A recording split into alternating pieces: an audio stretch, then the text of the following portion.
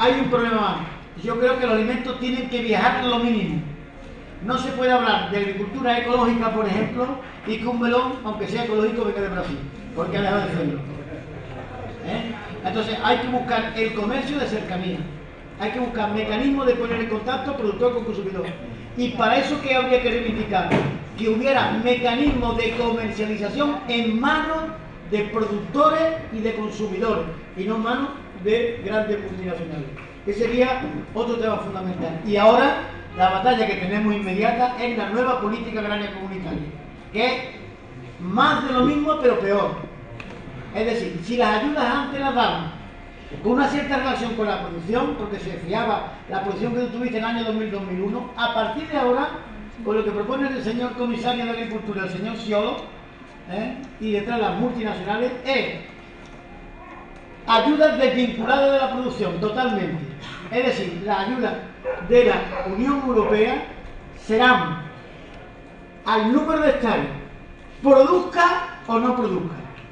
Incluso se van a tener en cuenta aquellas que no produjeron nunca. ¿Qué quiere decir? Que si tú tienes un título de propiedad, recibirás dinero aunque no produzcas nada. ¿Quién van a ser los beneficiarios? Los grandes terratenientes, la reina de Inglaterra y esa que se acaba de casar hace poco, y la duquesa de Alba. Eso aumentaría el doble los dineros que reciben ahora mismo. La duquesa de Alba está recibiendo en este instante de la política agraria comunitaria 3 millones de euros de subvención. Por tanto, sí cambiaron. Y el otro tema es la política de precios. El gran problema que tiene la agricultura ahora mismo es que en Europa han desaparecido 250.000 pequeños campesinos por ruina en este último año. Y en América Latina, en Asia, etcétera, la desaparición es 3 pequeños campesinos cada minuto, por ruina, por expulsión de su oficio. Entonces, a nosotros nos parece que eso hay que cambiarlo tocando la política de precios. Igual que hay que controlar el mercado financiero, hay que controlar el mercado agroalimentario. Mientras que no controlemos eso y haya unos precios mínimos de garantía, de tal manera que el campesino o el ganadero produzca al menos por encima un mínimo de los costes de producción, mientras que produzca por debajo de los costes de producción, la ruina del pequeño campesino será creciente. Y las tierras y los recursos naturales quedarán, porque hay terratenientes, hay aguatenientes, se está privatizando el agua, hay semillatenientes, hay comercializatenientes y la madre que los parió. Mientras que no cambiemos eso profundamente, creo que es fundamental, no se acabará con el problema del hambre en el mundo. Yo creo que el hambre en el mundo se acaba desde la soberanía alimentaria. El derecho de cada pueblo o territorio a decidir su propia política agraria y agroindustrial, que hoy no la deciden, sino la deciden las grandes multinacionales. Un solo dato, para no hacerme largo, un solo dato. En este momento las multinacionales y los países enriquecidos, incluidos China, incluido la India, además de Europa, están comprando tierra en una nueva colonización, tierra en países pobres, tierra en el Cuerno de África. Han comprado ya 40 millones de hectáreas. 40 millones de hectáreas. Y se compra la tierra para el necrodiesel o compran esa para producir alimentos para el ganado europeo. A mí me parece que es un crimen de lesa humanidad. Y desde luego este es un tema tan duro, tan profundo como el que hemos hablado aquí antes. Por tanto, creo que hay que hacer una lucha a muerte. A muerte contra el sistema. Y el decrecimiento, yo digo, el decrecimiento tiene que ser, como dice el compañero, fuera del sistema. Dentro del sistema el decrecimiento es un momento.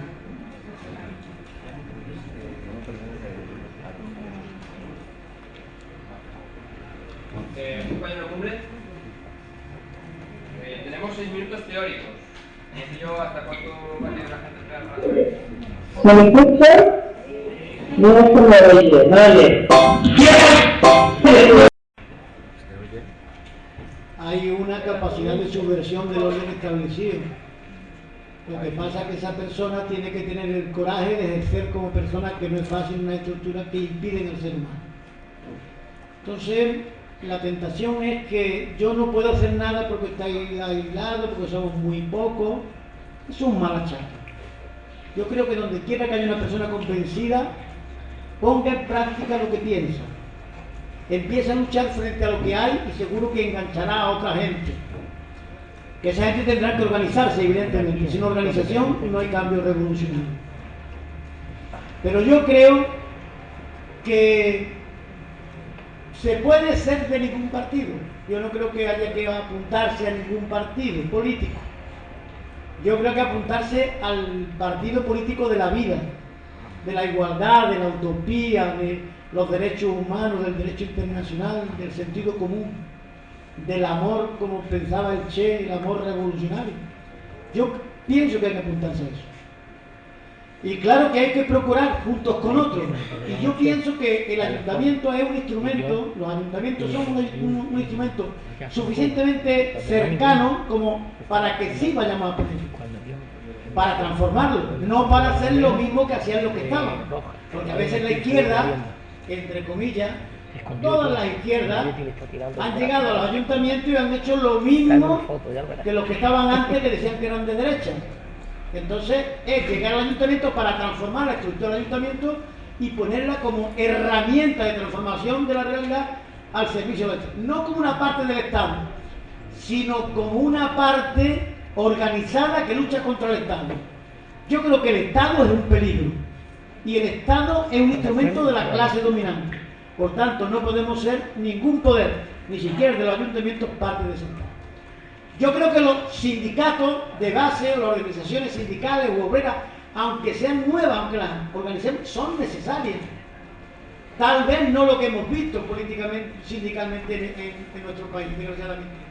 Pero que se organice el movimiento obrero es imprescindible.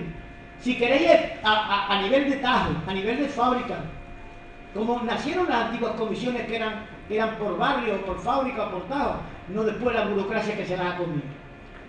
Entonces yo creo que lo que hace falta es que seamos más optimistas, que creamos en nuestra capacidad revolucionaria, que yo creo que es infinita. Creo que cuando desembarcaron en Bahía de Cochino, creo que en Cuba, creo que al final los revolucionarios eran, creo que quedaron vivos 14 o 15 o 13. Había dos opciones. Decir, bueno, nos han machacado, esto, ni quien lo mueva, vamos a nuestras casas y volveremos de nuevo. O seguimos aquí, nos jugamos la vida y seguimos adelante. La fe revolucionaria de ese puñado de gente hizo una revolución. Entonces yo creo que la revolución es posible. La subversión del sistema no solamente es posible, es imprescindible, es necesaria. Nos tenemos que organizar, se llame como se llame.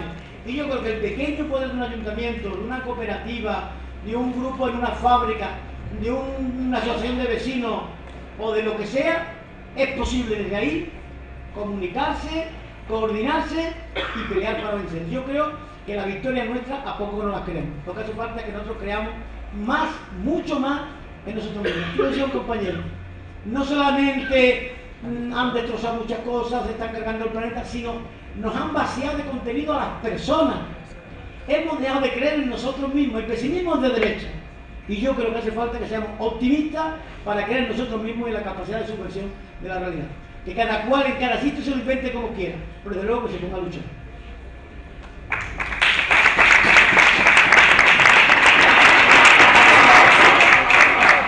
Sí.